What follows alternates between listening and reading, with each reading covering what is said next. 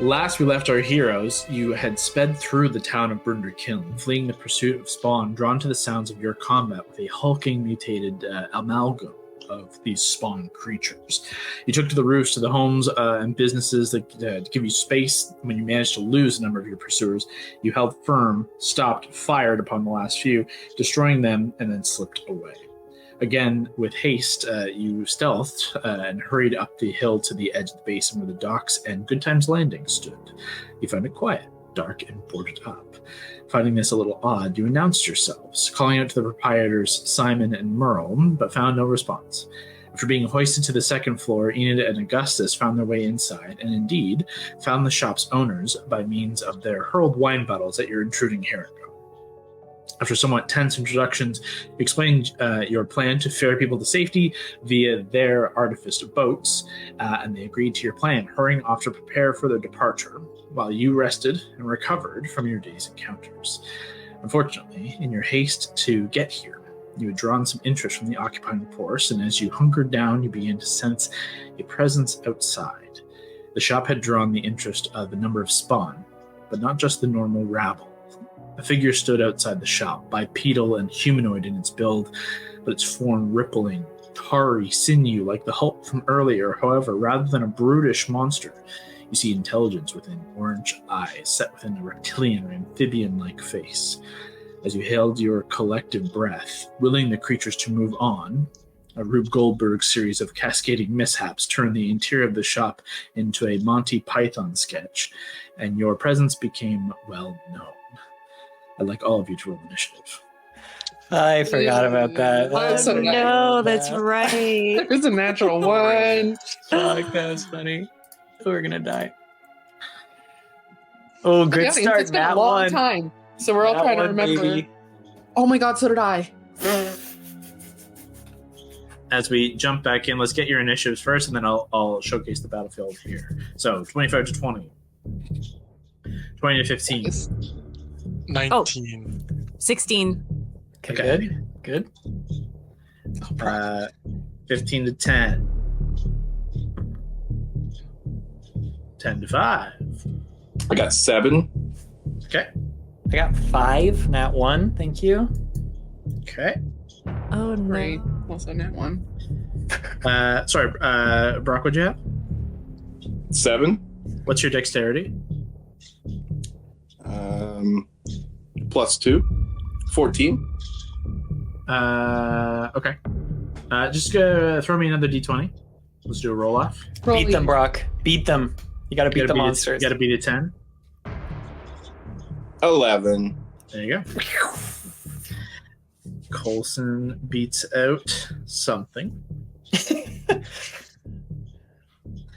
And then it was, 5 and Andy? 3. 5 and 3. Beautiful. Well, honestly, a pretty good spread, if I'm honest, just the way things have kind of worked out here. So I think you guys will be pleasantly surprised. Okay, great. All right. Except for Leah. Okay, so as we come into Goodtime's Landing, you can see yourselves kind of set up in just a loose grouping here in the middle of the shop where you would have been finishing your rest and then just jumped up as this cavalcade of craziness exploded.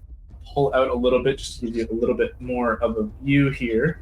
The back room, back here, you can see Merle and Simon. There is a door right here that is currently closed. They're just kind of getting their stuff together, so obviously they are unaware of the things that have kicked off here, but they will very quickly become aware as things kick off. They are on the field. They are civilians on the field. Their hit points are low. They are something for you to consider.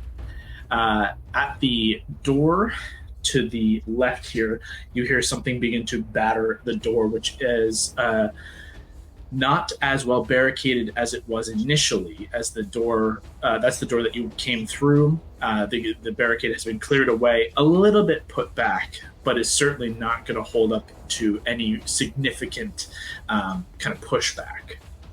Out this window here, you see one of the combatants here. This creature is one of these more intelligent creatures that you have spotted. Like you saw intelligence in its eyes, the creature that I described, and you watch as it is like rearing back, ready for a strike, and like kind of roars out a command. It's kind of no discernible language, but it apparently is kind of calling out and roaring that the quarry has been found. On the other side, I do have the second floor as a map. On the other side, you can kind of see it over on the right. If we go upstairs, I have that map over there, but don't imagine that there's a second building there, if that makes sense. That's just the spot to put the second floor. And then as you move further out, there is the wharf to the north side, and out to what is now just kind of sandy shores as the water of the lake of the basin has receded significantly. If things break out of the house and end up outside, there is some terrain out there to work around as well. However, as the door begins to batter, you see this creature here begin to rear back as it like muscle and sinew begins to like shift around itself. Ducrane, you have first initiative. Oh boy. Okay. Obviously, Ducrane, you are on the opposite side here. I'll point out a couple of things just to your sight. This is a window here, which is how you can see the creature outside. Double door here that has, as I said, is kind of less barricaded. Double door here that is better barricaded. Stairs up to the second floor, bar and back into this back room. There's a window here as well, which is relatively well covered too, but won't withstand a ton. Like none of this is going to withstand significant battle damage and brute force. But what do you do? Would I have like a sharpshooter kind of angle through the window to get the creature? If you took a step onto like kind of the stairs, you would have a clear shot for yes. I think I'll start with a regular shot. I won't go into anything fancy yet. Let's just see how he reacts. Or And she get him. reacts. And just for clarity, you're using your star wheel. Yes. Okay. Go ahead and make your shot. Big boom. All right. Everyone's gonna go deaf. And then let me just check. Okay, it's +8, and I rolled a 5. A 13 is not going to hit. Let me confirm. Not going to hit Do I this get creature. advantage for not being seen? No, it sees you guys. Like that's it triggered the fight. It shatters the window, opens the line of sight, but the force of shattering the window and hitting the frame just spins the bullet off target. You have a second. Oh no, you don't have a second. You're only 4th level. Sorry. Shot is fired. That's your action attack. You have a bonus action. What do you do? I don't have anything for bonus, I guess, so I will have to. The only thing, you only have 5 points down, right? Because your second wind is a bonus, but you'd get more than 5 points likely, so maybe that's not worth it. I'll save that. Yeah, I'll move. I'll move into maybe like just down the stairs again, like so I'm not quite. Sure. Or would that put me more in the open if I move down the stairs? It depends on your point of view. Like you could get up to the second floor, and like there's the balcony that kind of wraps around that would give you exterior potential options. However, if the creatures are inside, that's not going to be helpful. So you could kind of pull yourself south. You could pull yourself north. You could get behind the bar for some cover. Yeah, let's go there. Let's go there. Sure, easy enough. 5, 10, 20. You can get right behind right there. I'll take it. That will end your turn. Take us to Enid. Okay. Do I see it as well? As you turn, you see the window shattered. You are not at a great angle for it. You could take a step, basically stepping right back here, and you would see straight through. But you also see this door being kind of, something heavy slams against that door. So you've got 2 potential options there. But if you want to take a step, you could see through the window. Okay. Is that a table in front of me? Right here? Yes. Yeah. Can I go in front of it for cover? And then knowing that I can't block the thing because it looks like it's gigantic, can I hold a shot so that way when it comes bursting through, I can aim right for it? Yes, you can. Absolutely. Okay. You I'll do hold that. your action waiting for the target you know is about to burst through the door. Is there anything for a bonus action you want to do prior to that? No, I will just kind of shout out to everyone, I think they're bursting through! Great. Enid pulls back into a better position and holds her bow trained on the door as she ends her turn. And our first villain takes his turn. Coulson, you're on deck. You guys hear a sticky slap, and then a whoosh, and then a heavy thud up above. And then kind of heavy footfall up above and like the shatter of wood as something gets up onto the balcony and then is up on the second floor above you. It is going to... Yeah, it'll dash in with its action. You just hear, something quickly moving above, but it has to use its action to dash, and it's going to hold there. Ending its turn. Coulson, we come to you. I take out my katana. Mm-hmm. Ready to strike. I'm going up the stairs, baby. Love it. You rush up the stairs, and you immediately see a second creature similar to the first intelligent kind of creature that was kind of was attempted to be shot by DeCrane. Immediately, that's the one who ran across here and is come down the stairs. Directly past it, you see another two of these kind of hulking beast creatures also climbing and crawling and skittering across towards these stairs that you are now about to be the sole defender of. Oh, man. You are engaged immediately with this creature as you turn up the top of the stairs. Go ahead and make your attacks. Ooh, 7. You just, as you rush up the stairs ready to fight, you slice, and it's still kind of mid-running and leaps over the blade as your katana embeds into the side of this bar of the upper half, and you cut through the bar, leaving a broken section of wood. Draw the blade back, able to make a second strike. 25.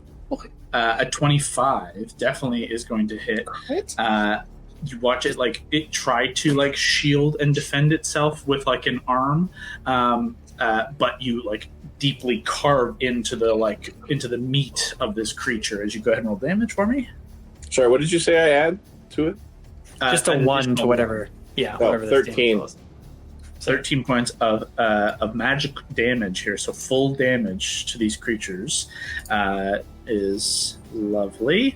And the creature instantly, where these creatures you faced before have kind of shrugged off your attacks, you see a kind of singeing burn from the magic of this weapon. And it shrieks and shrivels back. Where you cut into the sinew, it peels itself away from your blade before recoiling. And you watch in its other hand, instantly the entire arm shifts and becomes a blade in kind. Oh boy. That's your attack. Your full 30 feet of movement. You have a bonus that you want to use? I will do Fighting Spirit to give myself 5 temporary HP. Smart. Got it. Okay. That will hold your turn there. With your full move to kind of get up to that point. From Coulson, we go back to the lower side. As our other baddie gets to rush into the fight here. Actually, rather than rush into the fight, you watch as it pulls itself up onto this kind of cart just to look through the window better. And Augustus is lined up nicely. And you watch its arm becomes suddenly elastic.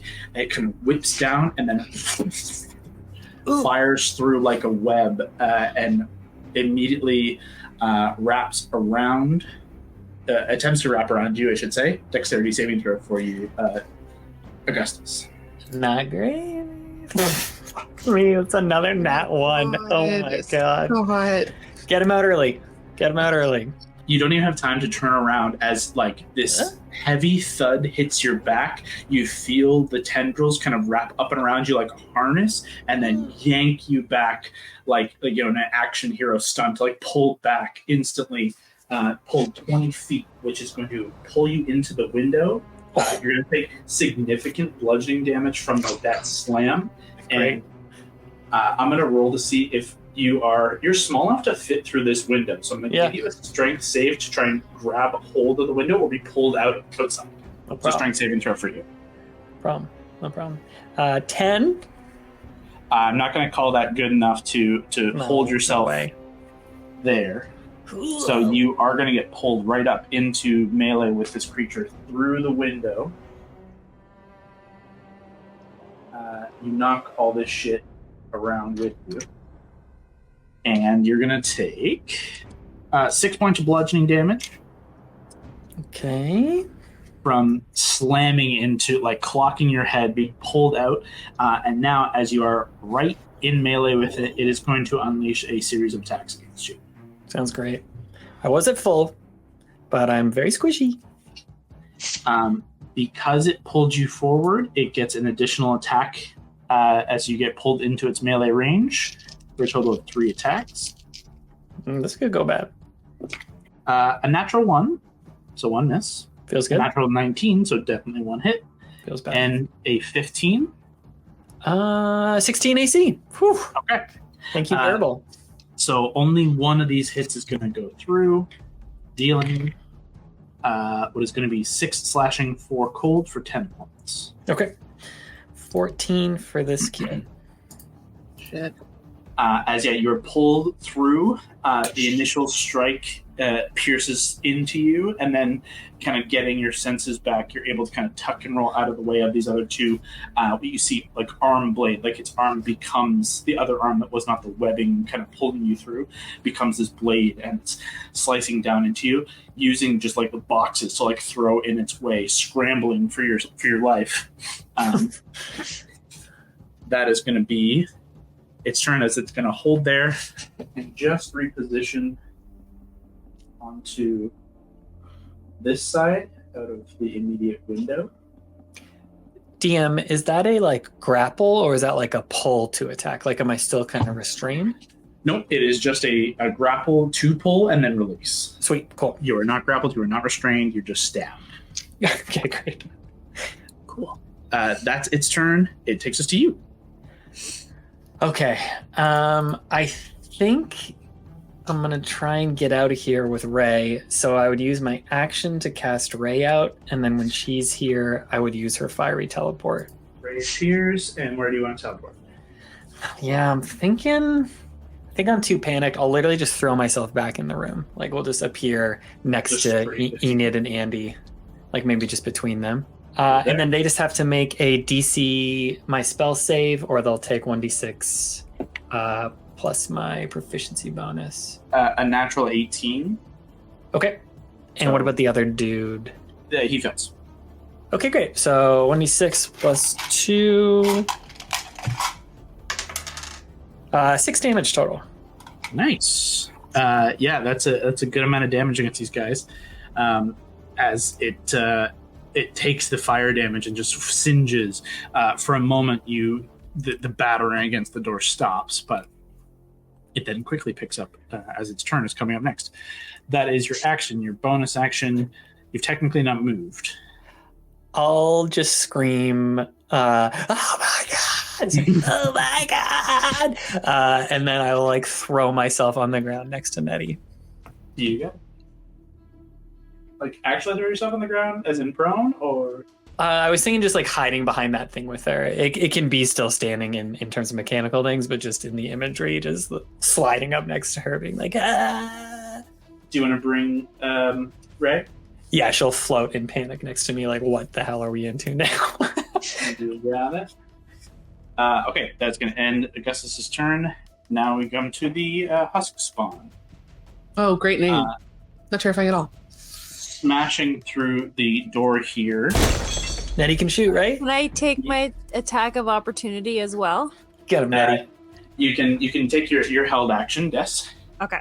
Definitely. 12 to hit? A 12 is not going to hit, unfortunately. Okay.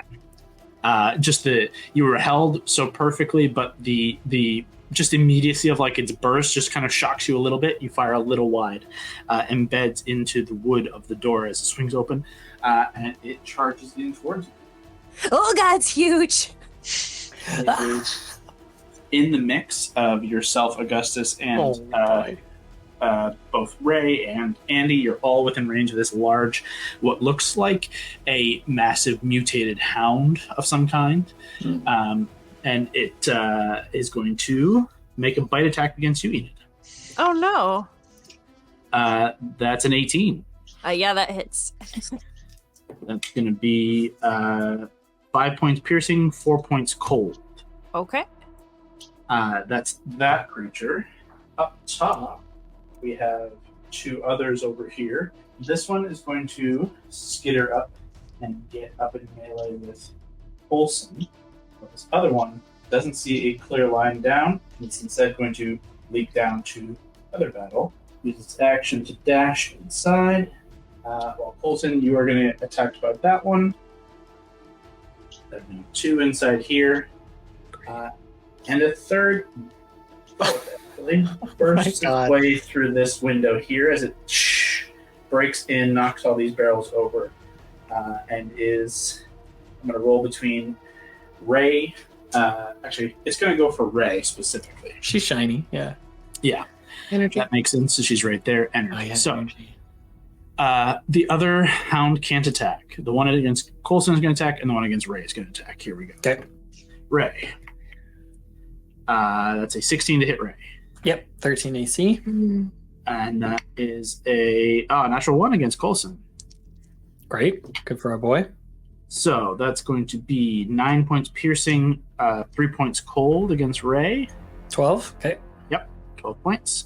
And nothing against Colson as you are kind of dodging the tag team of these 2 creatures. Defending yourself solo upstairs.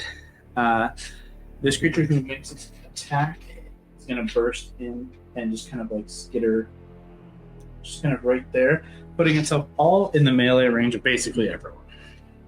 Great. That ends their round. We go to Andy. Jesus Christ. Okay. Where are your fucking 3rd level AoE spells when you need them?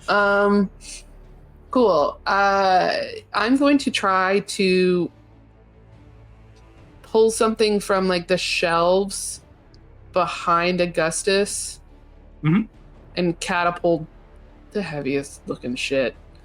I mean, you've got tons of stuff in this room. Okay. Trying to think creatively if there's anything cool we can do, but it's just a bunch of junk. There'd be kind of like cool, like old harpoons.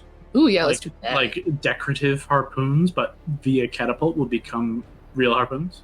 Yeah, sure, absolutely. So because I figured if I go over Augustus' shoulder or around him kind of closer to Ray, I could blind, so if one of them saves, it might hit the next one behind them. Yeah, the 2 big ones. Yeah. Sure. So deck save for the front. That's first level. That is only an 10. Great. So that is 3d8. Nice. Oh, that was good. 7 and 8 is 15. Plus 4, 19. 19. Okay, so this saves me a little bit of having to figure out the math of like, is this magic or is it not magic? Because the harpoon is not magic, but you're making it magic with catapult. Regardless, even halved, that takes the rest of this creature's health away. Yes. So, Yeah, well, we are all around it, which is a problem. Your catapulted harpoon pierces right through the creature, pinning into the floor, where you see the drip, drip, drip, and then burst of icy cold, like larva. As everyone, Ray, I guess everyone except a Crane and Colson, make a dexterity saving throw, please. Everyone but the Crane and Coulson. Okay. Hey, can they fuck each other up? I wondered that. I say we torch the house. I'm about to. Nine, but I can try and add a d4 to this with our rabbit feet. 13?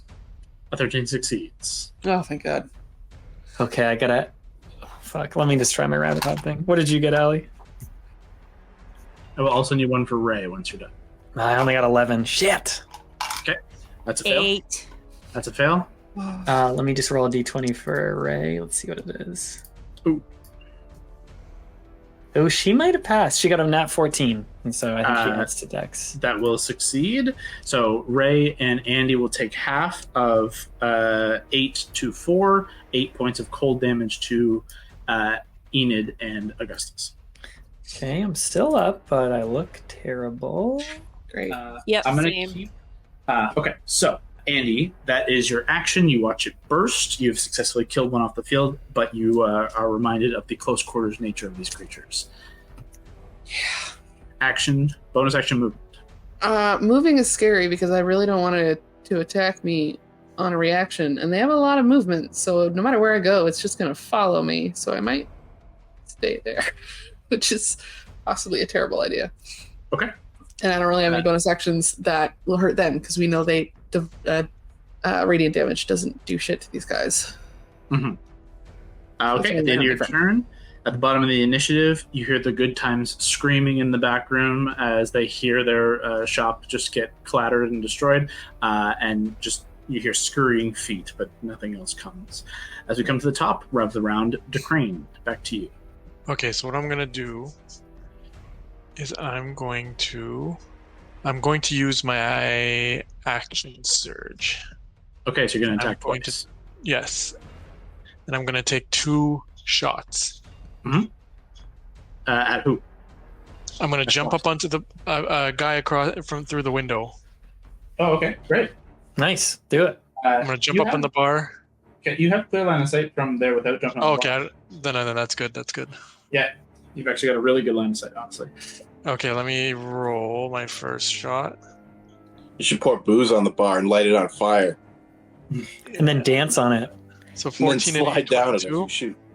A 22 is going to hit. You watch it try again to like protect itself, and like see it begin to like recoil and throw its arm in front of itself, but you pierce through before it's able to do anything of interest. And damage. Or should I roll the second shot and just do it all at once? Yeah, do it all at once. That's fine. If you're Okay. just 8 and 8, 16. Nice. 8 with a 16, where it tried to protect itself the first time, and you managed to pierce through. Where its arm is trying to protect itself, before you're able to get the second shot off, you do watch its arm shift into kind of a shield structure, harden, similar to that of like the Hulk, who was able to kind of metamorphosize its like exterior and harden, and you watch it shield, giving itself a +3 and protecting itself from your second shot.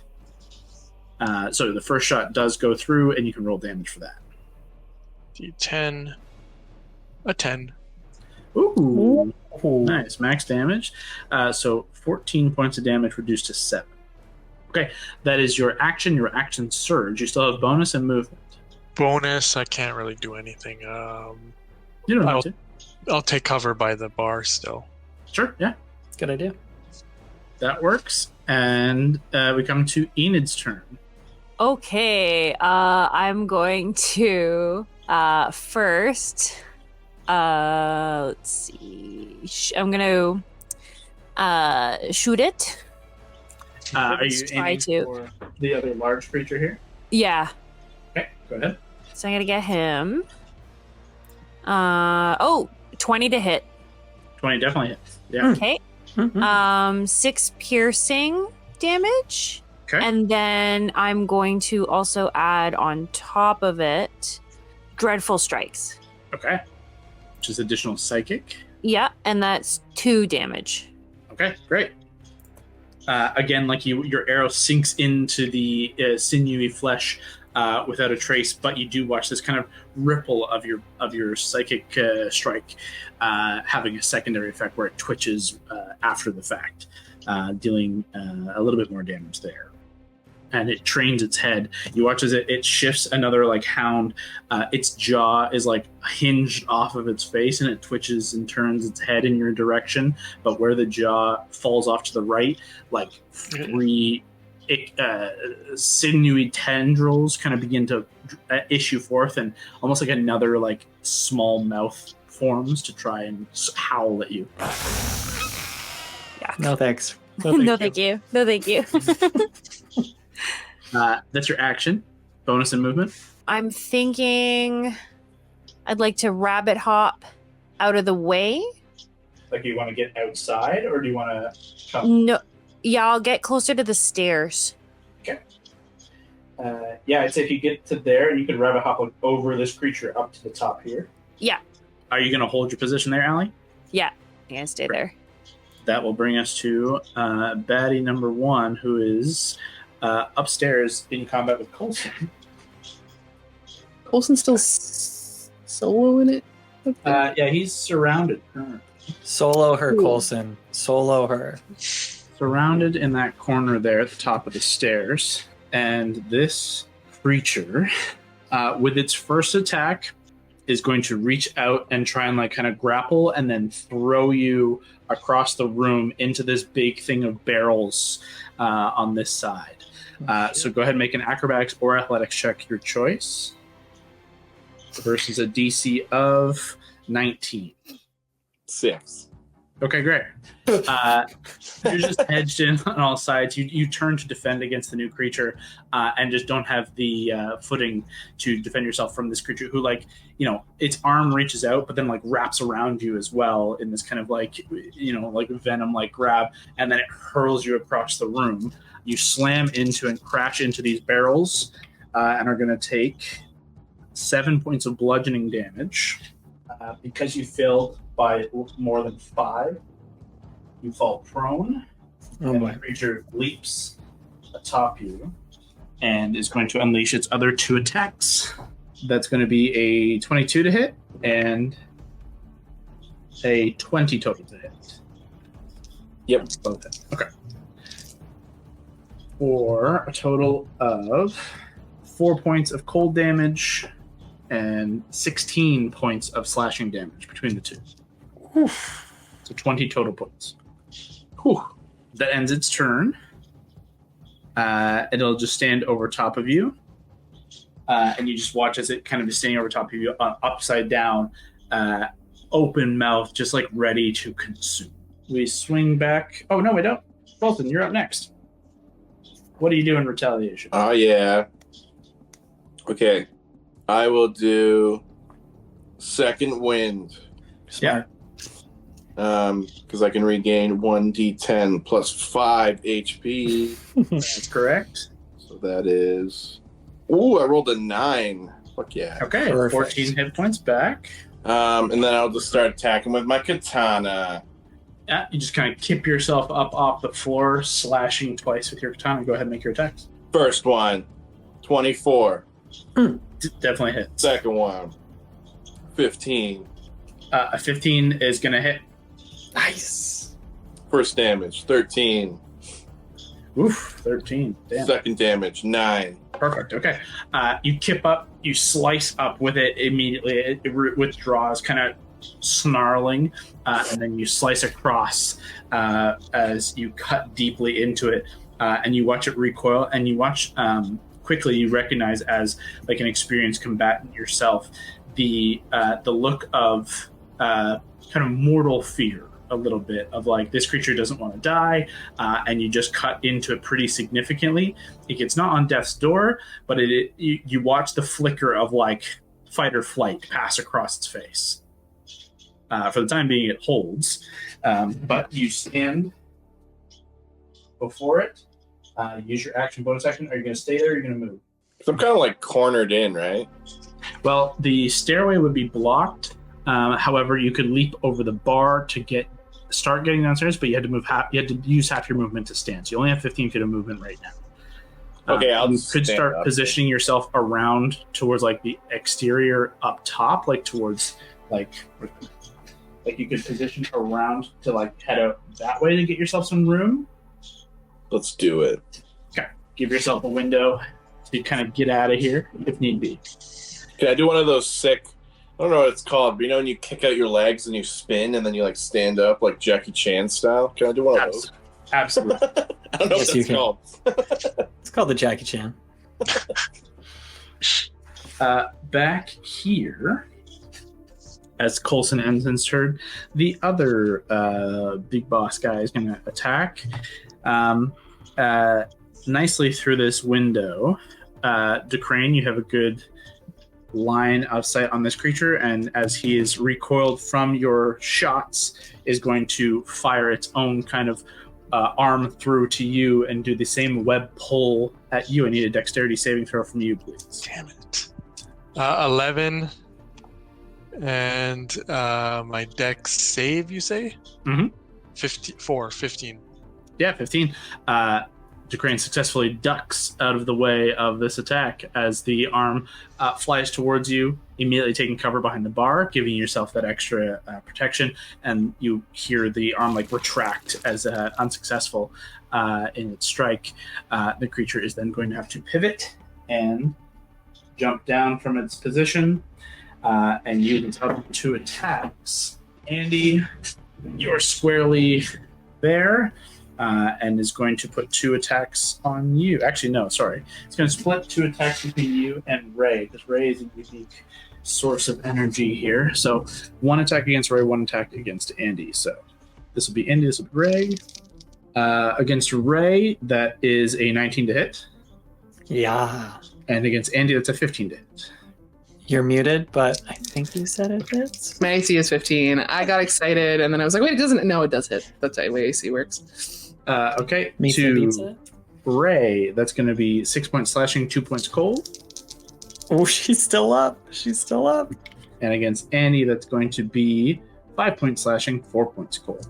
Shit. It is not going to reposition itself as it kind of looks about. Both these strikes, you watch as it strikes into both of you kind of simultaneously, like striking through one, through the other, and where it does cut in, you watch like on its back, these kind of almost like a mane, like a thin mane of these tendrils begins to kind of like perk up, like the hair on the back of a cat when it is startled or when it is excited, and it kind of flares up, and you watch it kind of rise up, standing its full like kind of 8 feet tall, as it seems to have sensed something, and looks down with a new renewed fervor to the 2 of you, Ray and Andy, tongue lashing out of its mouth, very excitable by the presence of you guys. Ends its turn there. As Augustus, you are now to act. Oh boy, things changed. I'm not in direct combat with that. Okay, great. Fuck, what do I do here? I'm at 6. If one of these explodes on me, it could pull a DeCrane, eat my heart thing. Do we have any idea of the range of that, Kyle, having seen it so much? The range of the burst? Typical, the burst of it. Is it like 5 feet? It is on all sides in 10 feet. Wow, 10 feet. Okay. Can I run to that corner of the room, like southwest, hopping on this table even? You would... oh, wait. Sorry. I see. Southwest to there. Okay. North to me is the doors. Gotcha. That's the northwest. But Northeast to you. Yep. There. Yeah, and then I think I'll huck a produce flame cantrip at the bigger one attacking Andy. I guess there's 3. There's so many She's here. surrounded on all sides. Do you want the one like the beast or the kind of larger like humanoid creature? I'll take the humanoid creature. They seem the scariest. You got it. Go ahead and make your attack. Oh man. P.S. Wizard of the Coast D&D, we just found out about the real rules to produce flame, and thank God you changed it. That is 15. A 15 would hit, but you watch as it's kind of reared up and renewed, looking down at the 2 of you, the fire begins to flow, and where the one arm has shifted into a blade, its other arm suddenly becomes kind of spherical as a shield, and it slams the fire against it, and it like scatters like a Molotov harmlessly. Not great. Not His great. reaction? Maybe I can run away? It did use its reaction. Yep. That is a reaction to do that. Can I float Ray between Enid and Andy? Yes, there's space there. And then can I use, if they're within 5 feet of Ray, can I use the Wildfire Spirit on both of them, or the teleport? They are both basically, like Andy's there. Yep, they're both within 5 feet of that space. I'd love to throw them 15 feet backwards. Maybe they land by the crane, or maybe they just go back towards that. Just straight back here. Yeah, maybe that's the best spot, yeah. And then it's only, Kyle, 5 feet of her that people get hurt as well. This creature would be within that. Okay, so then they have to make a DC 15. They do not. Okay, great. Roll some real dice. That's 4 damage, 4 fire damage. Cool. Okay, great. That's my whole turn. From Augustus, we go to the spawn turn, clambering over No. into combat with Duprane. And this one is going to follow up onto Andy. Actually, it follows up towards Andy, and as it is like about to strike, you watch this creature issue like a command in some speech you don't understand, but it's clearly like a, and it shifts focus. Is going to run over towards Enid. Why? He's the smart one, just bossing them around. So 1 against Duprane. Duprane, that's going to be, nope, not going to hit you, I don't think, with a 12. No. 1 against Enid, which is worse, an 11. It's going to hit. Good, good. However, up top in the other room is another creature, which is going to push over. Someone's gotta help upstairs. We just have no idea that Coulson's having this insane fight. Coulson is surrounded. That's going to be a 21 to hit. For 6 points of piercing and 4 points cold. Total of 10. That is going to end their turns and take us to Andy. It's not cool. Oh god. Okay. I keep thinking of cool plans. And then realize ruined. I need multiple No, it's just more that I'm like, I need more actions than I have to do any of this. Okay, well, I'm surrounded. There's a little thing beside me. There's smart dude there. So he's been giving them orders regularly. Can you remind me how the guy south on camera for us, the big guy, he's taking a lot of damage. The guy south of you is taking some damage. Both the guys in this room have taken some damage. And then guy in charge hasn't really taken very much. Very little. Seems okay. Seems not particularly hurt. He seems to have protected himself a couple of times. Okay. Fuck, I don't want any of these things to burst. I'm gonna try something. I don't know how fast any of these guys are. We haven't seen any things move at top speed, right? You've seen them chasing you before. And they can move relatively quickly. The beasts are relatively quick. Okay, what about guy in charge? We haven't seen them kind of run, right? No, you've seen... no, he's just basically walked just now. So you haven't really seen maneuverability. However, you did hear maneuverability above you seem to be pretty fast, but you can't pinpoint what creature that was. Okay, one last question. Mm-hmm. What is, in terms of terrain, south on the camera from us? Out of sight. South, is that the direction of the city? Is that the direction of the water? South is directly to the path you came up to get here, back towards the city, hill. To the north is direct to directly to the boat, the beach. Over there. So the doors that they all came through lead pretty far. You can see a good amount into the city. Yeah, you're over on top of a hill looking back towards the village to the from the west, yeah. Okay. I'm going to potentially risk an attack of opportunity. Mm-hmm. I need to be able to see out that door. Okay. Or window. So I want to be able to see out something. And I'm not sure from this angle. It's hard for me to tell. I mean, it depends on how far you want to look out the window or a door. You could get to just to here. Not risk an attack recovery from this creature. You would from this creature, and see out the window that much. But How far do you want No. me to see me? As far as possible. Okay, so then So in doors. that case, yeah, you want 5, 10, 15, 20, like 25 at least to get to it and look out the door. 30 would get you fully out the door and give you all kinds of line of sight, both in and out. Okay. To do that gets you reaction attacks from both creatures. Yeah, the other guy used his already, right? Yes, not that guy, just the 2 beasts. Okay. Coming up. Mhm. Well, very lucky for you. A 3 and a 2 are both going to miss. Excellent. I'm going to look out as far as I can and pick a point as far as I can into that city. I'm going to look behind me at the guy in charge, and I'm going to vortex warp him as far as I can.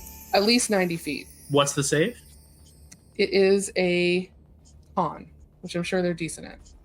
Let's find out. No, this guy sucks at it. Not going to do it with a 11 total. No. You watch as you begin to summon the kind of like extra planar, extra dimensional space around, and it begins to get kind of pulled through, embeds the arm blade like into the wood, and it begins to like scrape itself through. Its other arm shifts from the like shield to become that kind of like, you know, venom, spidey like webbing against the far wall to like hold itself in place. It's being lifted up and pulled before it fails, and you kind of through your astral portaling plane, huck it 90 feet down the hill. Okay, great. Phew. So at least this thing hopefully can't give direction anymore. And the less things that explode, the better. That is your action. That's my action, and I don't really have anything that's worth a bonus right now. You have 5 feet of movement left. I'm going to take a step back and at least slam one of the doors closed. Sure. Smart. Great job. You see, yes, the door slams from me. You're not doing great, man. You look like you're on death's door. It grabbed me. Yeah, it's bad. That is the end of Andy's turn. Takes us to you watch this door open as one of the good times. Open the door, scream, and slam it shut. Classic Simon. That takes us back to the top of the round. DeCrane, face to face with a horrid beastie. What do you do? I'm going to pull out the scimitar. Go for it. And Remember, fucking these things up in close combat. Explosion. Currently, you're the only one within the burst radius. Okay. Then it's all good. You swing away. wait, I'm the only one, like, or is Leah the only one? Nope. Yeah, you. yeah. DeCrane, you're the only one in threat here. Okay. Andy is just far enough to get away. I think this is worth the risk. So I'm going to roll, and I'm going to get a lovely 9. Okay. Plus? And with the scimitar, it's a measly 4. A 13 is going to hit. Nice. 13 just hits. 13 is the AC of the beasts. And let me roll damage. And the total is 7. 5 plus 2, 7. Unfortunately reduced to 4. This is non-magical. You slice up and you watch the jaw that was half hanging off is fully taken away, as well as one of those little tendrils. But the face continues to drip and drool forward as it's ready to bite down at you. With a bonus action, you're able to make a second swipe with your double-bladed scimitar if you like. Yes, please. And the roll for that is a lovely 17. That bit for sure. Go ahead and roll damage. 2d4s. Ooh, lovely. 2d4 plus 2, right? Yeah. So it's a 7 and 2, 9. Okay. With that, you're able to slay this beast. Is there any particular way you want to make that look cool as hell? Yeah, so what I do is I stab it in, I'm going to say I stab it in the chest area. Mm-hmm. And then I pull down, and then with the other end of my scimitar, I stick it up into his head. You pull it down onto your side of the bar, shielding anyone else from the blast that is about to emit, as the bar top will take it, and then you will take the brunt of the other side. No one else will.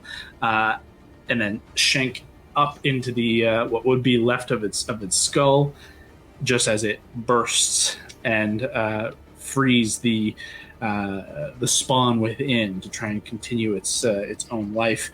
Go ahead and make a dexterity save for me. Oh boy. Oh, good. 17. A 17 is a success. I rolled terribly. You only take 1 point of cold damage. Okay, great. Okay, things are turning around a little bit. Ice cold. Yeah, It go ahead, bursts, Colson. and there is just this ichor that now cakes the bar, the door, the floor here. This kind of black, and it does still have that kind of like faint movement to it, as it like faintly like little smaller tendrils, kind of faintly like kind of moving, shifting, but not in an aggressive manner. That is going to take that one out. Decrane, that is your action, bonus action. Do you want to stay there, or do you want to move? I'm going to... Actually, do I want to stay there? No, I think I'll move out of the bar area now. Let me go... Colson's up the stairs if you wanted to go see him. Yeah, I'll go see Colson. I'll lend him a hand. One of us has to. Fighting for his life up there. 30 feet puts you just to the top of the stairs, not yet quite fully up. However, you're able to kind of just see up the switchback of the stairs that Coulson is still in combat with 2 creatures simultaneously, fending both off another of these more impressive creatures and another of these kind of bestial ones. So you can see that, yes, your assistance would probably be appreciated up top. That is going to end. But Crane, Enid, we come back to you. Okay, I'm going to help Coulson as well, and I'm going to aim and shoot at one of the guys that are there. Yeah, so you're going to... This one is used as attack opportunity, so you can break away from this one. Okay. 5, 10, 15. You run up the wall, bounce around past the crane, and jump up over into the upstairs battle. Do you want to aim for the kind of like, humanoid creature or the other beastie? Is any one of them looking hurt more than the other at this point? The one that the kind of humanoid creature that Coulson has been battling does look worse off. It looks like it's taken Coulson has dealt a significant blow, and you can see several like open gashes in its like humanoid-ish form. Mm-hmm. And it's like more engaged in the battle, where the beast is kind of just behind, kind of trying to nip at Coulson's heels almost. Okay, I'll go for the beast then. You got it. Go ahead and make an attack against the beastie. Okay. 9 to hit. A 9, unfortunately, is not going to do it against this guy. Arrow pierces past Coulson and into the wooden floor near the beast that just skitters. It shifts its attention towards you now, just kind of back and forth between you and Coulson. That's your first attack. Your attack, sorry. Anything for a bonus action?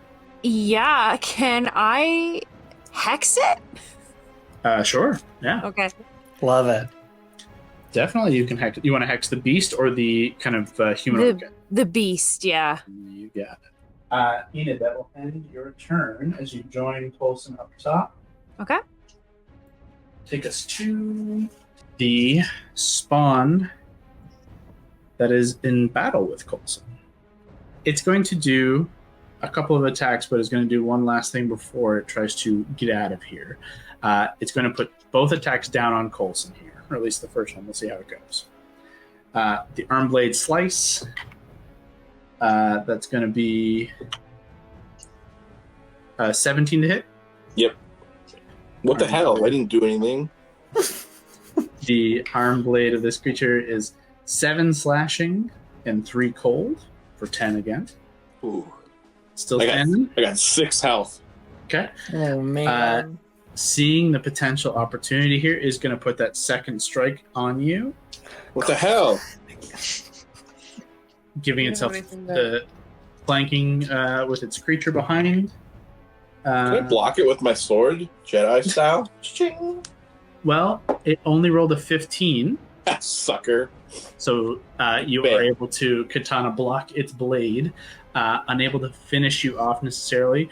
But with its final ability here, rather than attack with its offhand, which it doesn't have the ability to do, it's actually going to lash its arm out towards Enid and basically trying to swing Enid with its kind of like get over here arm and pull it and throw her into you.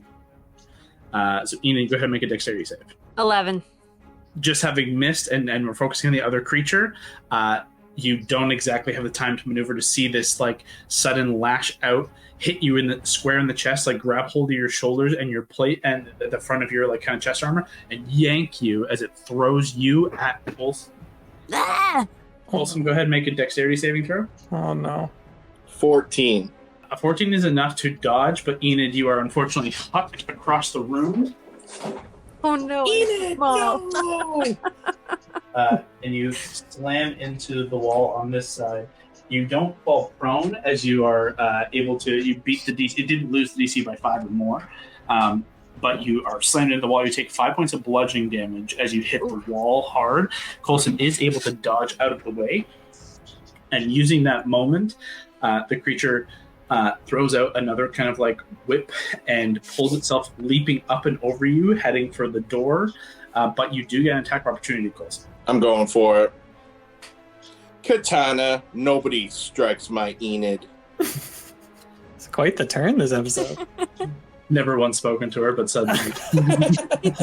Best friends. I was like so cold to Enid. Now I'm like, how dare you? First one, 14. A 14 is not going to hit, unfortunately. Damn. So it leaps up out of your range and scampers outside to there. About to leap off the top side, but does not have the time to get away. So that ends his turn. It does bring us back to Coulson, however.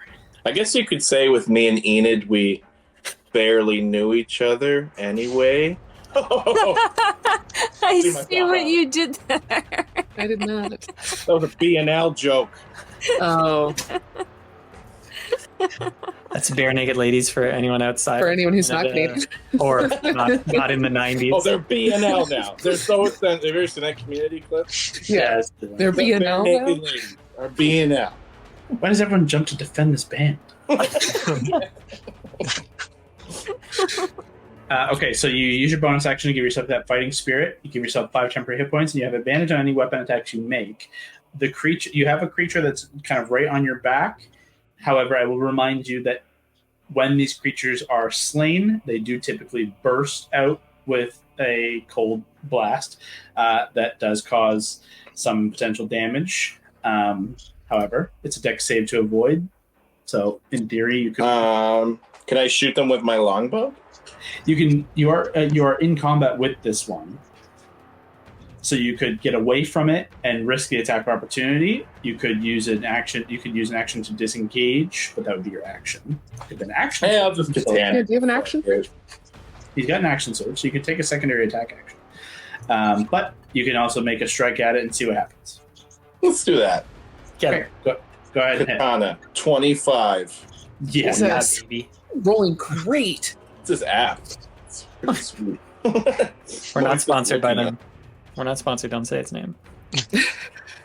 I mean, this Wendy's. We're not sponsored by them either. Second one, 17. That would hit, but roll damage on the first. And just see. Sorry. No, it's okay. In theory, you have a magical blade, so in theory, you could cut this creature down in one go. 11. 11 points of damage. Not going to kill this one in one. It would have killed the other one, but this one hasn't been hit yet. So is still standing. The second strike also hits, so go ahead and roll damage on the second. 8. No, 8. Sorry, 9. Yeah. With 2 strikes of your katana, you do just carve it right in half. It drops. However, it bursts. I need you and Enid to make dexterity saving throws. Come on, guys. Come on, guys. Yay! 22! Woohoo! 21. Nice. Both of you succeed, reducing the 6 points of cold to 3 points of cold. You each take 3 points of cold damage. The creature is destroyed. Whew. And you still have your full movement if you wish. I'll also remind you, you do have your action surge. You could take another action, another attack action. You could do something else. Yo, you want to go fuck up the guy on the balcony? Yeah, I don't like that guy. And you'll get advantage on these too. So Mm-hmm. Real Yeah, crit. you can get in melee. Do you want to get in melee? Yeah, first hit, 22. You don't have like a shove attack, do you? Well, a blade attack is cooler. Damage is No, 8. like with the 8? sword and then push him off so he explodes not on you. No. Oh, I'll allow some cool maneuverability if he is able to kill him in this move. 8 points on that one is going to take him down to 9 health remaining. One more, Brock. Come on, Brock. Second advantage. hit, You have advantage. 20. 20 is going to hit. You watch as he brings his kind of arms up to try and shield, but it is not enough to block fully. He still uses the reaction to try and up his AC. You cut through the shield and deal. Damage was 9. 9 is how much health he had left. You cut through the shield and continue pushing hard with the katana until it reaches the face and carves through the lower jaw, the neck, and you just watch as you just bisect this creature and it spills its guts. And you brace for a burst that does not come. You watch the amassed kind of sinew and goo and tar just pool and kind of bubble and shift in a pool at the base here. You what it like kind of is like reaching out for the tip of your boots and is just seemingly just to hold its position in this spot for some reason. And you can faintly see like it like shifts and is like making almost like faces are rising from within the tar and the goo. You see like arms attempting to reach up, like, but it does not make any attacks, nothing aggressive, and you have slain this creature. Cool. That'll end Coulson's turn and the first of these spawn creatures. On the other side of this encounter, Andy and I have been hearing the weirdest shit upstairs. Just insane shit. the other spawn, Andy, through the door, through the other open door, you can hear it, like, it roars, this kind of, like, you know that one like goblin or orc roar, and it's kind of like a echoing kind of like vibrating kind of howl. You hear that kind of ring out from outside. It does have a movement speed of 30 using its action, and a little bit of a reposition, pulling itself forward with this kind of leaping ability. It does still get within 70 feet, or gets 70 feet forward, so it's still within 20 feet, and therefore on the field, but not close. Had to use its full move to get back to here. That ends the turn. But you see it's coming in. Augustus, we now come back to you. Thank you. Not only a DM, but a cam op. Is that a baddie in the corner by the stairs where Decrane was? There's only one baddie remaining in the room. Okay. So I'll huck some fire at that guy. You got it. Go ahead. This... Nope. It's a 9. A 9 is not going to hit this, unfortunately. And then I think I'll have Ray just do a little spitfire thing at it. Sure. Yeah, she's right there. She would have disadvantage as it's a ranged attack. Could she could she spin around to Honda? Could she spin around to Decrane while staying within range of this? Technically, Decrane is like up the stairs. Up the stair? Okay. I just don't have a proper positioning. But he would be outside of like the burst damage here. Like he's out of range of this creature, but that's just roughly where I have it. I'll just fiery teleport her by herself then. And deal the damage that way. Yeah. Okay. Just let's go towards us. Yep. Dexterity saving throw. Yes, please. That is a 12. Nope. 5 damage. 5 points of damage. You watch that the creature's kind of exterior is getting singed. It's still standing, though. It's like it's pretty hurt. Like it's not long for this world. Okay. That's your action bonus.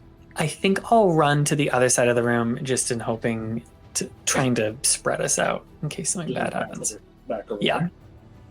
Doing that kind of falling roll that you just did with my mini. You tumble off the table. Ow. Smack your face.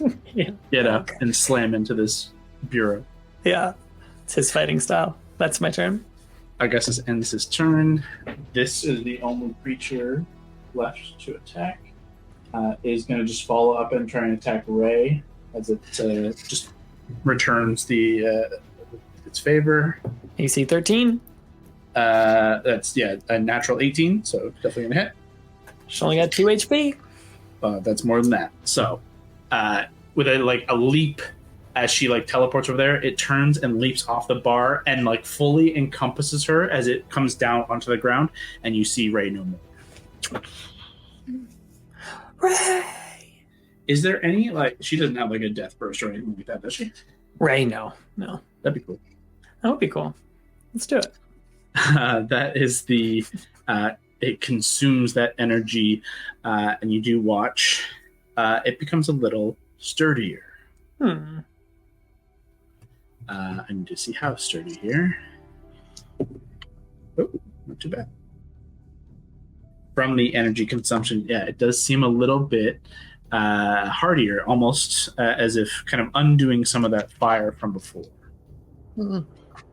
That's going to end its turn, though, and take us to Andy.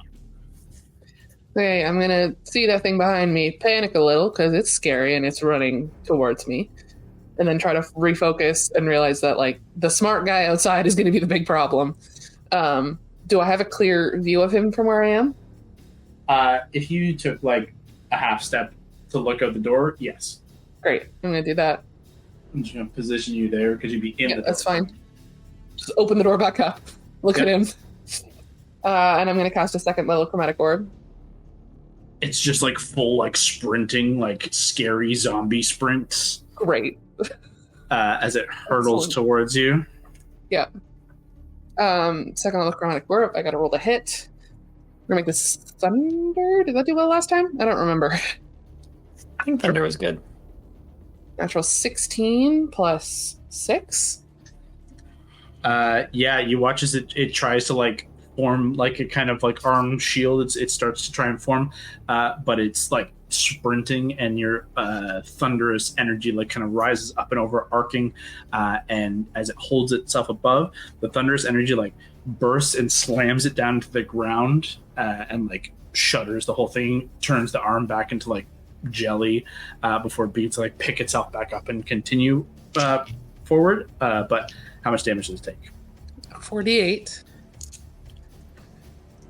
I would think you say 48. That would be great.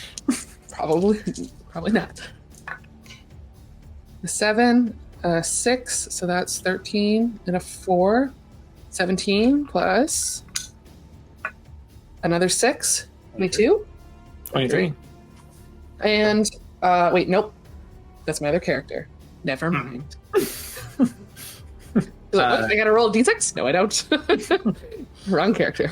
Yeah, it gets slammed into the ground, and as it picks itself back up, you can see it's a little shaky. The thunder has destabilized some of the kind of ichor of its core, and you see that it does not pick itself up and run at you with the same fervor. In fact, it obviously it stops because it's not its turn, but it falters its next step, and you watch it kind of quickly scan around and begin to rethink its position here collectively. However, that is not its turn. That is your action. 5 feet of movement. Great. I go right back inside and close the door I opened. So funny. My head out, thing, close it back. It's out there still. Someone else needs to hit it pretty hard. One more time, maybe. Is it bad? It's not great. Okay. It takes us to Crane, top of the round. You're able to poke your head up through the top floor on this side now. See, all of the baddies are gone. I yelled that loud, so I don't know if anyone else heard. But can you see from the balcony? Is that the right way? Yeah, definitely. It would basically, this overlooks this. In theory, Crane could try and get over to this overlook. I mean, yeah, if there's no one in here, yeah, I'll try and get there.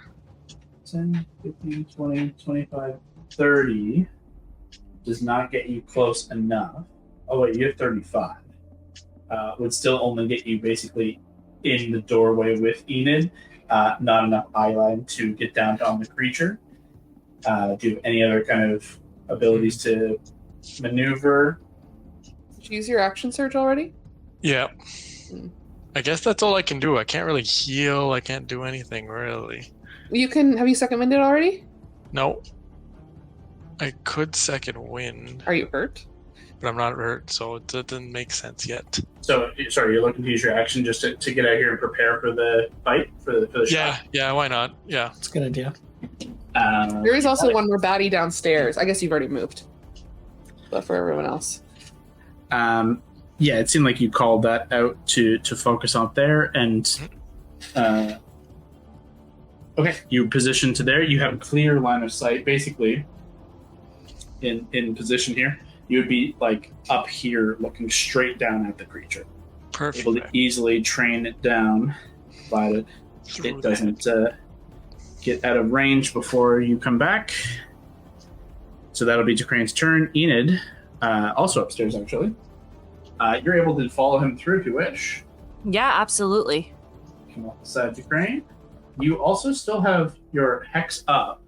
The creature was killed, so if you wanted to, I think you can reposition it. Okay. As a bonus action, you can reposition it. You could put it on this fella down here if you want. Yeah, for sure. You got it. And then are you looking to shoot him? Yeah. Let's see what you got. Okay. 18 to hit. An 18 is going to hit, yeah. Perfect. Nice. 8 piercing damage. Which he reduces to 4. And then with the dreadful strikes, 4. Okay. Nice. And your hunter's mark. Yes. Your hex. Your The hex. hex. Yeah, the hex. Is D6 necrotic. 3. You got it. Okay. Arrow finds purchase, pierces down into like the collarbone, and falters the creature again as it's pulling itself up after the thunder's energy. It looks hurt and is rethinking its positioning here, honestly. That's your Good. action, the bonus action. And you technically still have movement, but do you want to move yourself away, or are you okay kind of over? No, I'm good there. Yeah, I'm good there. Then that'll take us to Coulson, way over there, also on this balcony. Coulson! What are you thinking of doing? You can bow and arrow that baddie down below. Yeah, that's a good plan. I'll do that. You Longbow. run forward along all 3 of the archer ranged folk. This guy has run back into a full firing squad. 16. Is going to hit. Do I just do it once? You have 2 shots, and they're going to be halved. Second one. May as well roll 2 for me. 14. 14 is not going to hit. You could, in theory, do it with this one, depending on how high you roll. If you roll max damage, you will take it out. Oh, come on, buddy. 9. 9 total is not going to take it out. Just clinging to life. With the second shot, you would have, but just clinging on as arrows pepper it. You can see it is definitely repositioning. Like it's looking to run at this point with single-digit health. It's not going to stay and fight. It's already turning back. Coulson, that's your 2 attacks. You have a bonus action if you want to use anything. Any further movement you want to do? Nah, I'm good. Okay. That does come back to its turn, and it does tuck tail and run back away, using its action to dash and its additional reposition. It does pull itself away by 70 feet, basically back to where Andy had initially teleported it to. It does Bitch. for 90 feet. You have long range that you could, in theory, still hit it. Enid, however, will have disadvantage on the shot because it's dark and you don't have dark vision. But both the Coulson and DeCrane, you guys have dark vision and can still fire on this creature at afar. So it's possible you could still take this guy out before he fully escapes. But inside, Augustus, we come to you. You can tell me if this is weird. I think Augustus will scream in like terror at seeing that consume Ray, and I'm just gonna cast Summon Wildfire Spirit again, almost like a phoenix rising from the ashes thing. If she just shows up again, Cool. so she's back. She's back with 25 health again. Does she have a pure burst of fire? She Actually, let's just see. You expend when it appears must succeed. Oh yeah, she does. Each creature within 10 feet of the spirit when they appear must succeed on a dex save of DC 15. Does not succeed. Does not save? Great. I think we forgot about this the first time. Thank you for telling me. 6 fire damage. 6 fire damage takes away the heal it got last time. As it bursts back through, you watch it return itself to like a pretty low state of health. She could try and finish it off here with your bonus action. Use my action. Yeah, you're right. Let's do it. Let's do her little flame spit thing. Or I guess teleport, because she's in... you can move her away and risk the attack of opportunity, and then use the fire throw, whatever, or you could just teleport and do the burst. What is the more teleport? damage? She'll do the teleport rushing to me. They're, I think, equal. So DC 15 again? No dice. 4 damage, 4 fire damage. And with that final blast of flames, the creature is incinerated. I guess just needed that win. That was good. Yeah, I think it would have taken some of his like life force energy there to bring her back, so he's exhausted, but hugging Ray. Oh, Ray. Do we want to try and shoot the one baddie with the ranged kids? Yeah, we can just do that without the battle. Okay, cool. That would be the Huspont would go back to Andy, and we can just run through the cycle. But I just So he's 90 the feet? camera's not going to show anything at this point. So we'll come back here. He's 90 feet? 90 feet, you can reopen the door. Yep, I'm going to get myself 30 feet. Yep. And Mind Sliver is 60. Great. Okay. It's a save. Intelligence save. Not a lot of damage, but Fail.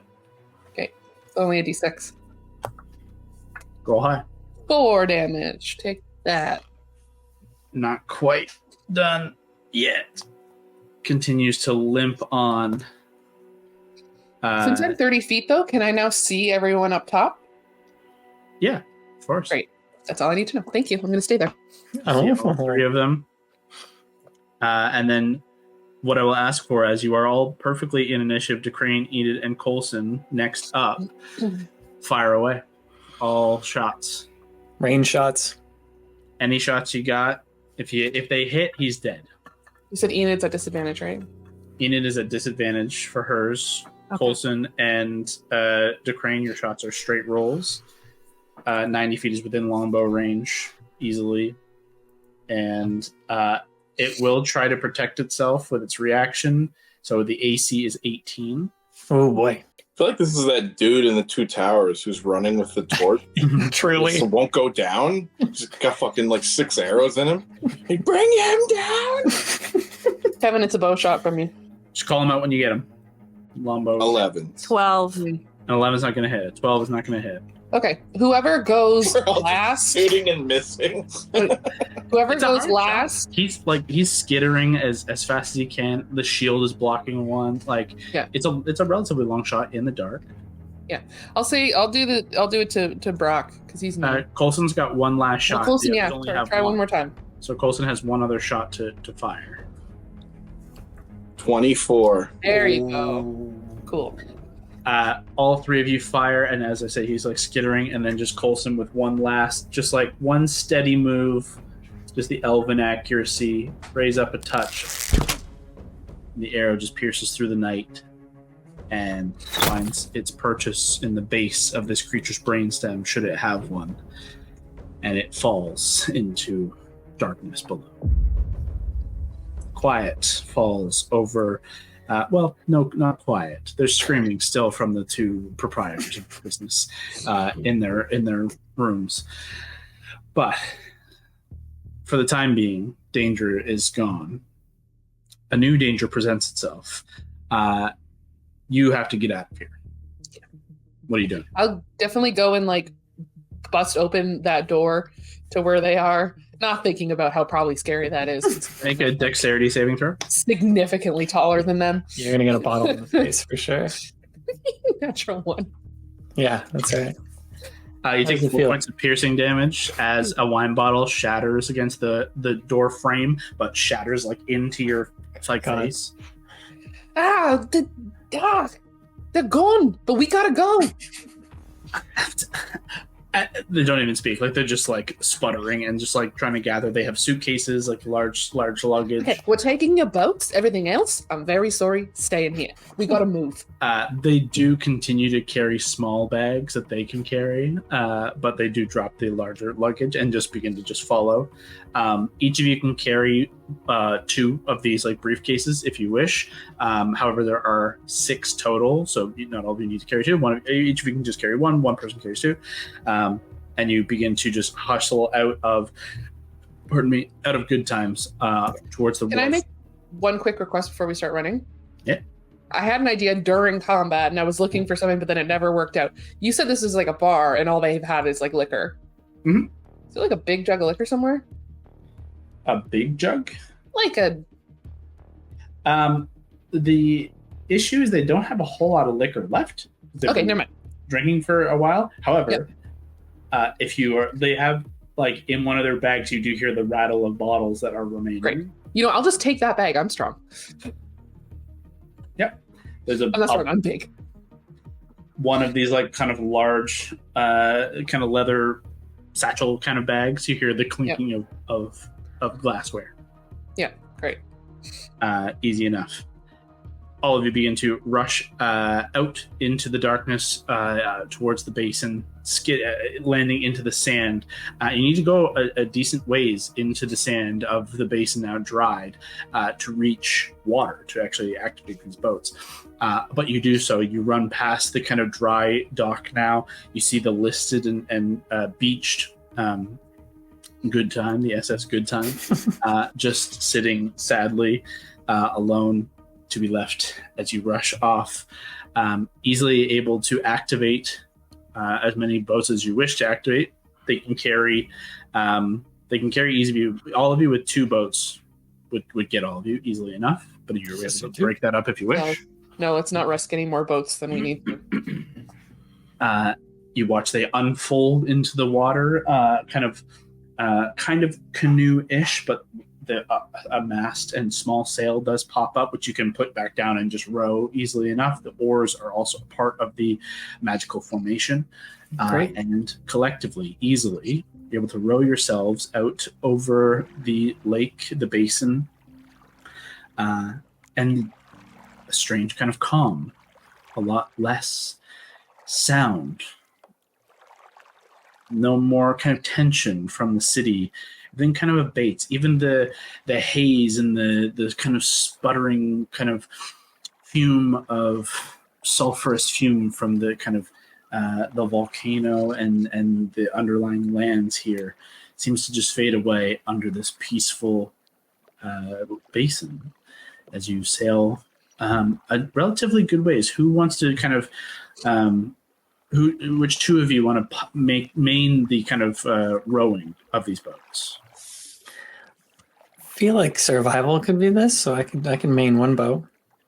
This is more of an athletics thing of like how exhausted will you become trying to row these boats, and how long will it take you to do so? The survival nature of it is more that like you know the direction you want to go. It's how long is it going to take you? Definitely not me. No athletics. Think Coulson for sure. He's strong.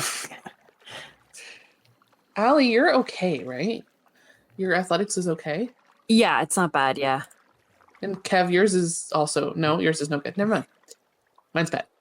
Dex. Mine's +3. Okay. Then we could do... Sorry, go for it. Can the bunnies share an oar? Well, you're very little. You'll get advantage on your check because the rest of you will be aiding collectively in rowing off and on, but the 2 of you will helm the journey for the most part. So can I get an athletics check from Coulson and Enid at advantage, please? At advantage, great. 20. 20. Excellent. Coulson? 8. At advantage? At advantage. Oh, wait. Come on, advantage. Oh. 6. So funny. With the great success and the significant failure, kind of comes out to a middling right down the pipe where it takes like 2 hours to like row and sail, and it's a little clunky. Like these boats aren't good sailing vessels. You know, they're fine. Pleasure crafts.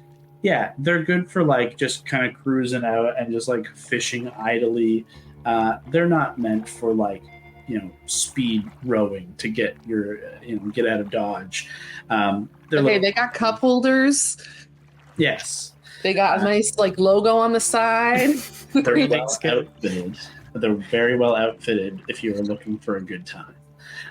However, and also just the wear and tear of battle that you just were a part of. Like you haven't had time to properly catch your breath. You go right into this, and it is relatively exhausting. However, collectively, you're able to pull yourselves up after sailing for quite a while on the eastern side of the basin, returning the folding boats to a more manageable form. I would like a group perception check. Anyone who wishes perception, please. You got it. At advantage. Pretty good. 22. Okay. Pretty meh. 23. Man. Great. Oh, actually, I apologize. Both of you guys are at disadvantage for 8. Right. Sorry. Start. Sorry. Oh, bunnies. me too? Yeah, sorry, bunnies. Okay. That's okay. 16. Oh, good. Still good. Ooh. 13. Still fine. A natural 19 from DeCrane is going to win that one out on even before. DeCrane, your perception is pretty strong, isn't it?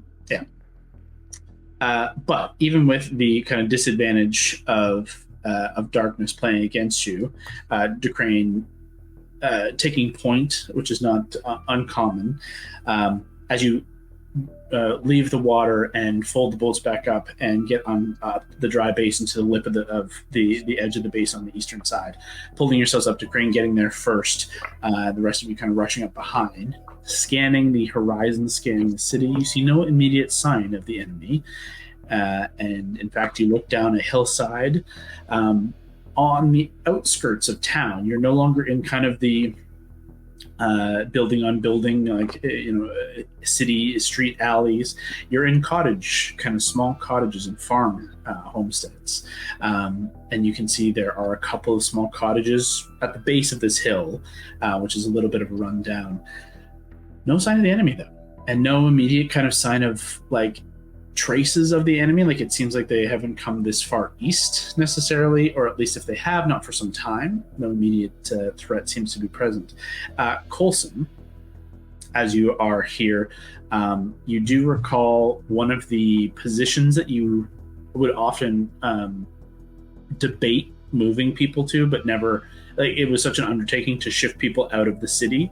The Guildroot Mill is a relatively stable position that is on this area, but you never were able to, as I said, like get people to go there, but you were able to kind of scout it out from afar, and it always looked like a position that if you ever had to come east, this is where you would hole up, and it's not terribly far from this position if you wanted to lead people there. I definitely need to rest somewhere. I'm about to die. Yeah, I think we just need to make sure wherever we are looking that we like really check it out. If this place looks sturdy, then great. But let's just make sure that nothing's moved in since anyone's been there. Coulson, can you lead us to safety? Well, I was going to say, would I relay that information to them? That's up to you. That's more information for you to know, like, as you kind of come up over the edge of the basin with these people, like, it's just a memory of like, oh yeah, I had looked at this place like a month ago as like, if I need to go this way, like when you're formulating the plan to do this whole boat thing to like get people off onto the water, this was like, I should get people here, but how the fuck am I going to get people across? Like maybe I could do it in small groups. Like it'd take like a week at a time. Like you're just doing all this kind of plan. Like how could I figure this out as a one-man show? And you'd scouted this place out. So it's just a suggestion that you could go there and you could actually get proper like hands-on, eyes on to see if it's worth all that thought process. But it's just a suggestion. There are other places around here you could search for. You could try and make your way back to Ilderfold Spire at this point, just back into the city if you wanted to, just skirting a longer ways around. All right, well, I would at least like relay that information and like let them know. I would vote for wherever we can get some rest with the least likelihood of encountering those things. Like, I don't want to go back in the city because I'm tapped. I got no magic left. Ray almost died. I feel like death's door is about to take me. Shout to Kyle's one-shot Death's Door, which maybe we'll post one day. I always think about it. So could we rest here? That lake was so peaceful. I don't want to encounter those things anymore. The mill wouldn't be far if you wanted to make a quick journey and hole up. Yeah, and I mean, admittedly, I'm not sure what we're gonna do with our friends here. Maybe it's something else we can kind of build up. That's a good idea. Okay, yeah, let's go to this mill then. As you scurry down the hillside, Colson, you lead towards this cottage homestead. You all race kind of skittering through the dark. Wood fences surround long dried fields of wheat and barley, presumably, but not much remains. Finally, as you reach what is seeming to be this mill, you see the remnants of a large windmill to the northeast of the property, seemingly cleaved in two by some form of fight or perhaps in the initial earthquake or aftershocks. The cottage itself is seemingly halfling-sized, but there is still plenty of room for medium-sized folk to hunker down within. As you make your way to the exterior, you see that some of the walls are cracked, and as you make your way inside, the door stands like completely open. Like clearly nobody has been here for some time. The interior floors and walls, you see old cracks, you see broken china and trinkets laying on the floor in pieces where they have fallen. But nevertheless, a few short minutes ducking your heads, for those of you other than the Harangon, you find yourselves in relative sound shelter. No enemies immediately nearby. Quiet and peace and time to rest. Is there like any sketchy like side rooms that we need to check, or basement where someone's gonna jump out for us? If you would all I'm very paranoid. I don't want anything to attack us. We need to like make sure wherever there's doors or wherever there's spots that we like keep everything built in. Yeah, I mean, it would not be hard, and it certainly would behoove, Ducrane and Colson to have the same initiative to want to check out, and given your kind of level here, I'll ask for a group investigation check. Everyone roll investigation. If you can get at a DC, we'll call it a DC 14. Just rolled 14. 16. Nice. 16. 3 success. 14. 4 success. I rolled a 13. You suck. Hey, Andy. No. Still a 5 of 6 successes. Can you imagine? You're like, well, sorry guys, you failed it. Yeah. You asked for it, so unfortunately it's all hinging on you. Oh, God. The main floor layout, you can see kitchen, dining room, den, kind of a cozy interior. It seems like safe. There doesn't appear to be any kind of hidden secrets inside. The mudroom and pantry are relatively bare at this point.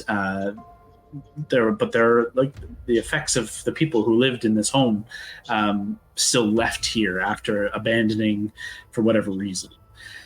Quickly making a journey up to the second floor, there's a loft from the main stairs that lead up to several small stuffed mattresses and trinkets of what appear to be beds for about a half dozen young children, and a master bedroom that is beyond this loft that is hosts like a comfortable like double bed, kind of large. There's a big hope chest.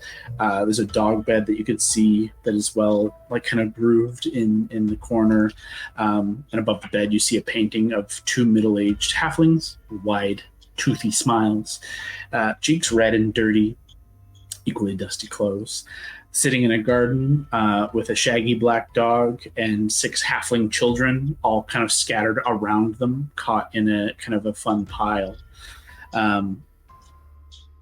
The moment of sadness passes for those who kind of see it and wonder of what happened to this family. That absolutely is what stopped me at this point. But continuing outside to check that the exterior is safe as well. There's a privy outhouse, seems untouched. In the garden, you can see old garden beds that have nothing left within them but dried stalks. There is a red-roofed doghouse in this garden, really dusty on top of it, but it is empty. And who rolled the highest investigation? There was a 19 from someone, wasn't there? Something more? There's a bunch of 14s and I feel like I rolled 14 brackets. 16 from Enid. Yeah. I think Coulson had 16 as well.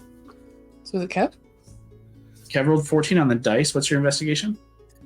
0. Okay, so we'll call it Enid, as I don't remember what Coulson rolled either. And this actually kind of fits well with Enid, with the your superior hearing, your kind of survival nature. To the south side of the house on the exterior, as everyone kind of breaks off to go and do their checks and search things out, you find the doors to a cellar that would lead below. However, the broken chimney has like kind of fallen on top of the doors, kind of closing it. You could potentially kind of break through the one door that is kind of somewhat available to you, but for the most part, stuck in place. And you kind of passing that by, not really thinking much of it until with your heightened senses, and as I hear a noise, you swear you could hear the faint whimper of a dog from within the cellar. No. Nettie, you heard a little doggy in the cellar. Oh. Let it out. Oh no, yeah. Oh. Hopefully it's on a zombie. That better not be what I think it is. God, I was on a zombie. Can I try? You can try and lift this chimney that is covering that is blocking on top of the cellar doors. It's going to be a pretty hefty strength check. Yeah, I can do it. All of us. Do it. All of us. You just gonna yell out to anybody else? Can If I help? you call people over, what I'll say is if 3 of you can simultaneously hit a DC 13 strength check, you can clearly move it. But it has to be simultaneously successes. So all 3 have to be successes for this to work. Okay. Oh no. So Strength or athletics? strength. It's just straight strength checks. Straight off 11. I'm gonna call everyone over and be like, guys, get over here real quick. Yeah, you just try to move it by yourself, and you're like, nah, this ain't gonna budge by myself. 3 of you can attempt together with strength. God. It's on you 3. I rolled a 2 minus 1. You get no strength left in you from today. You put it all into your magic, and you are drained. I got nothing left. You guys do it. Between Enid, Coulson, and Crane, can I get strength checks? 14. Okay. Nice. That's a start. Just You're check. good. That's 1. Oh, it's okay. Come on, Coulson. 23. Oh, So is that a nat 20? Yep. Oh. That counts as 2. Yeah. Oh, thank God. Let's get what Enid rolled anyways. Nah, 6. For whatever reason, Coulson's strength comes through here, this kind of elder elf strength, and you are collectively all able to less lift it off and more roll it off, and it clatters and breaks on the other side. The doors of the cellar aren't locked, only held in place by this chimney. You're able to open up to a dark interior. Do you descend? please don't be a zombie doggy. I descend. Fired a puppy whimper. I will. Hey, by the I way, will I'm also gonna use descend. a first level heal on myself. I can cast light on Oh. something if that helps. I need to heal too. Just a quick little spell Oh slot. no. You quickly just take a moment to heal as Andy casts light, and you guys begin to descend into the vastly empty, broken cellar below. not much to see until you get right down to the bottom in this about 15-foot square room. You can see in the corner a black dog. Its fur is matted and skin is clinging tight to a relatively starving body.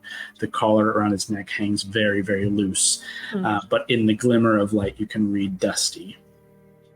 Barely has the energy to stand. You can hear the faint whimper, but it does stand, and you see it kind of step over something to like in a protective stance. It's okay, boy. It's okay. I'll take out some rations, any dried meat or anything I have. Give me an animal handling check. Oh, fuck, it was almost an 18. It's a 9. Even the offer of food, its fear is too powerful. Its protective stance is not letting you get close, and it's like snarling, but like it fumbles itself as it like comes forward. Betty, do you have speak to animals? Do you have something like that? I do, actually. I do. I have it. Yeah. Let's do it. Yep. Okay. I will use speak to animals. Speak with animals. You imbue yourself with the ability to converse. You just hear the growling, and growling isn't anything, but Hey, little buddy, are you okay? you just hear very faintly as he kind of shifts in like kind of a head tilt in response to something speaking to it in its own words. And you just hear, help her, in a very faint voice. Help who? And he kind of just shifts, and you can see a potato sack kind of shift off of a foot of something that it was protecting. Oh. Okay. I'll It's a go to human. it. Oh, it's a human foot. Oh. You rush forward, and he now, like, speaking with you, like, kind of backs off, and you can see, you pull the blanket back to see a halfling girl, significantly kind of emaciated, seemingly unconscious. You can see a leg that it was standing over is heavily kind of like purple and clearly broken and not set properly, and has since kind of healed in properly. Make a medicine check for me, Enid. Okay. 6. Yeah, legs fucked up. This girl looks like she's not even breathing. I have healing hands left. If she needs healing. Do it. Try it. Yeah. The dog kind of growls at you. No. Handling check if you want to try and Yeah. like even with Enid speaking to it, I need an animal handling check. Okay. You from me or from Al? From you. Oh. As you're like reaching out towards the group. With the I 6 lowered the DC dice. with the aid of speaking of animals, but I'm pretty sure my animal handling is a negative. Yeah, so it's 15 total. yeah. Just with a general kind of calming nature. It snarls, but like, I don't know, how do you try to calm it in that moment? I think it's just because I'm used to being big. It's just like almost like lowering and like sitting down and just trying to like get on its level as much as I can. And just knowing that like sometimes just sitting and being calm and doing nothing is the least intimidating thing that you can do.